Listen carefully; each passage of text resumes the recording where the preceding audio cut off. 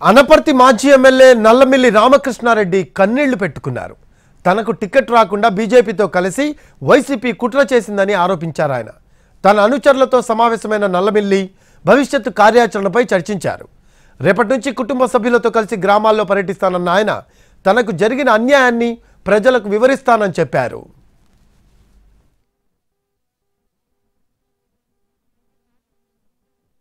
Party భవిష్యత్తుని Telugu Desam party కార్యకర్తల భవిష్యత్తుని కాపాడుకోవాల్సిన బాధ్యత ఇవాళ మన మీద ఉంది. ఇవాళ మన ప్రత్యర్థులు పన్నిన కుట్ర ఇక్కడ తెలుగుదేశం పార్టీ ఉనికి లేకుండా చెయ్యాలి, తెలుగుదేశం పార్టీ కార్యకర్తలు నిర్వీర్యం చెయ్యాలని అనేక గ్రామాల్లో తెలుగుదేశం పార్టీ కార్యకర్తల పైన దౌర్జన్యాలు దాడులు పెరిగిపోతాయి. దీన్ని మనం అందరం సమర్థవంతంగా ఎదుర్కోవాల్సిన అవసరం ఉంది.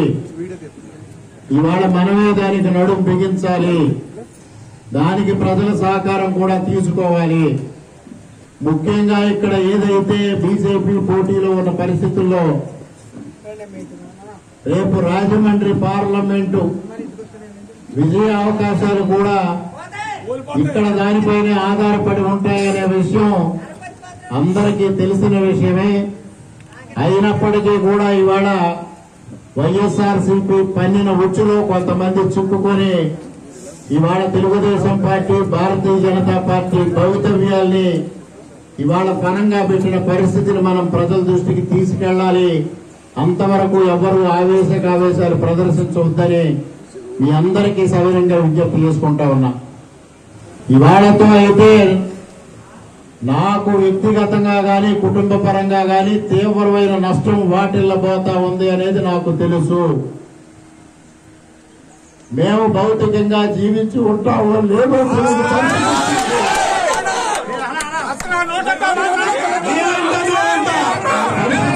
వైఎస్ఆర్సీపీ మమ్మల్ని తీసుకునే ప్రమాదం ఉంది. అయినప్పటికీ మీకోసం నేను పోరాడతా. నేను జీవించి ఉన్నంత కాలం కార్యకర్తల కోసం పోరాడతాను అని మీ అందరికీ